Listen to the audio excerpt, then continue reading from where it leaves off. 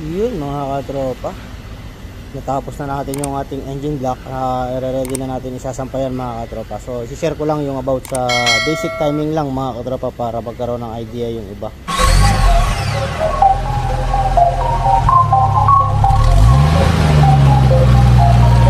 The Mechanic TV. Who made this? The Mechanic TV channel, dito ay manood ka. Click mo subscribe button, click yung bell, updated ka sa mga paparating namin na gawain. Alam mo na, subaybayan galaw ni Sir Edgar Manabat. The Mechanic TV. So nung una kong tinanggal, hindi ko nalagyan ng marking. Usually nilalagyan ko siya ng marking dito mga katropa. So bibigyan ko kayo ng sample. Yun.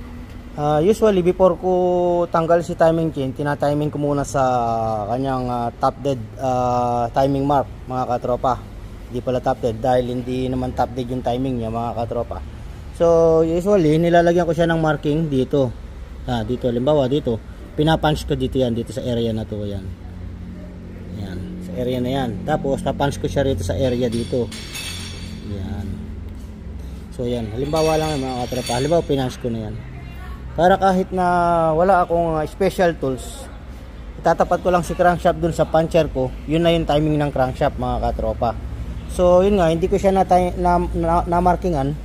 So kaya gumamit ako ng special tools. Ayan, kung mapapansin nyo yung special tools natin. Paano kung wala tayong special tools? Halimbawa wala kayong special tools, yung pwede nyo gawin, i-timing nyo muna lahat, i-setting nyo yung sa camshaft, tapos lagay nyo yung 6mm na pang sundot mga katropa, tapos markingan nyo, puncher, yung hindi nabubura mga katropa. Pagka ganito kasi mabubura pag nilinis nyo mga katropa. So halimbawa lang to. So yun, ganyan yung ginagawa ko kasi kahit wala akong special tools, yan na yung timing ko rito sa crankshaft. So another key points pagdating sa timing.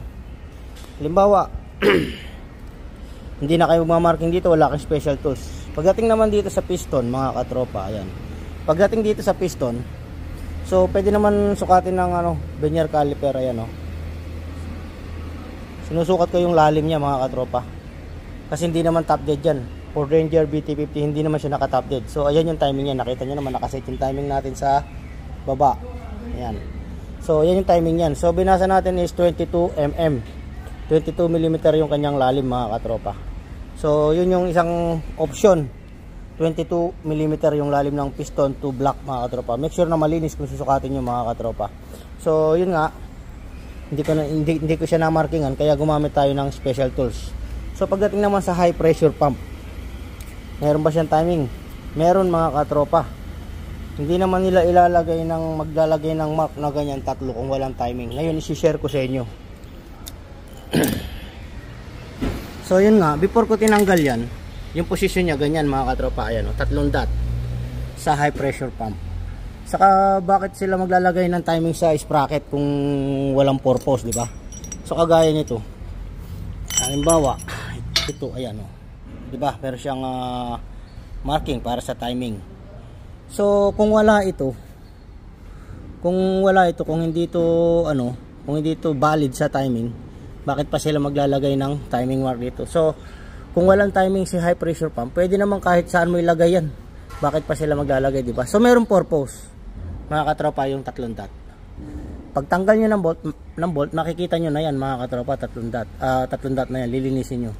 Siyempre pagtanggal ng bolt, nakadikit pa to, hindi nyo pa pinupukpok or pinupuler, diba?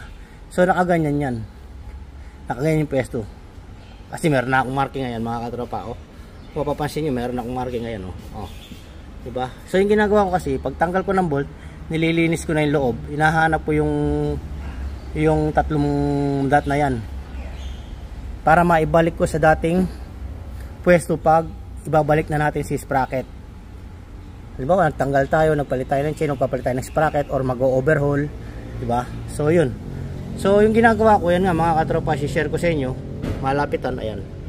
So yung pinakagitna, doon ko inatapat yung aking marking. Minamarkingan ko rin mga katropa. Hinahanap ko yan, tapos mamarkingan ko kung saan gitnang dot. So ito yung timing niya, diba? Sa ating sprocket. So ganun lang mga katropa, kabasic yung para kahit wala siyang timing, kahit hindi affected sa timing, so ginagawa ko pa rin yung ano ko mga katropa, yung para sa akin lang naman, para maibalik ko sa dating pwesto, para hindi ko pag-isipan kung sakaling magkaroon ng halimbawa ayaw mag-start, kung bakit ayaw mag-start, ganun, di ba? Siyempre pagka nagbukas ka ng ganyan, pag-iisipan mo kung ano, bakit ayaw mag-start, yung timing ko tama ba, ganyan, mag-iisip ka, di ba? So pag alam mo tama yung timing mo, hindi mo pag-iisipan yung timing mo kung bakit siya ayaw mag-start mga katropa, kasi pag bagong overhaul ayaw mag-start, maraming pwedeng panggalingan, di ba? Sure ball tayo rito sa setting natin, sa loob, piston ring, sure ball tayo. So sa timing, meron tayong mga sariling marking bago natin tanggalin, so sure ball din tayo, di ba? Naka-timing sa taas, sa ilalim, dito, kagaya nito, meron tayong marking, naka-timing tapos ayaw mag-start. So siyempre yung iisipin natin, wala na sa timing, wala sa loob, ibig sabihin nasa labas yung problema mga katropa kung bakit ayaw mag-start, diba? So yun yung hahanapin natin ngayon mga katropa. Yun, napaka ano lang, basic lang mga katropa yan. So tinapat ko rito, tapos siyempre hihigpitan natin counterclockwise yung pahigpit, yung paluwag niya clockwise. Yan. So hindi ko pa siya kakabit ngayon kasi nga pag ikakabit ko ng timing chain, tsaka ko siya ilalagay. Ayan o, kasi niya 3 dot. Sa mga beginners, basic tip lang. Kung gusto nyong gayahin nyo. Kung ayaw nyo, nasa sa inyo mga katropa. Basta ako, sinishare ko lang yung mga ginagawa kong mga basic lang mga katropa. Para sa iba, kung gustong gawin. Kung ayaw, okay lang naman mga katropa. Basta ako, yun lang yung ginagawa ko. So hindi pa naman tayo nagka-problema sa 4 na unit na inilabas natin na B50, na same procedure lang ginagawa ko mga katropa. Kaya nasa sa inyo mga katropa kung lalagyan nyo ba ng marking o hindi, diba? Kasi lahat na binuksan kong gear high HP may mga tanda na 3 marking sa loob. So kaya yung ginawa ko, tiniming ko, nakalock, tapos tinanggal ko tong bolt.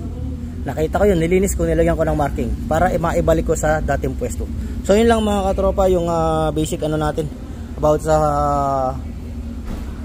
basic idea rin na kung gusto nyo gawin nyo, kung ayaw nyo, kagaya sinabi ko, nasa sa inyo yun. Kanya-kanya tayong diskarte mga katropa. Kayo, meron kayong ibang diskarte, meron din ako ibang diskarte. So yung sa akin, sinishare ko lang mga katropa. About naman sa ating crankshaft sensor, kung magpapalit kayo mga katropa, before nyo tanggalin si crankshaft sensor para mas mapadali kayo pagkakabit mga katropa, lagyan nyo ng marking dito mga katropa. Ayan, o. Lagyan nyo ng marking dito kung gaano kataas itong plastic, yung itim na yan, pantay nyo rito sa itim na yan, markingan nyo. Ayan.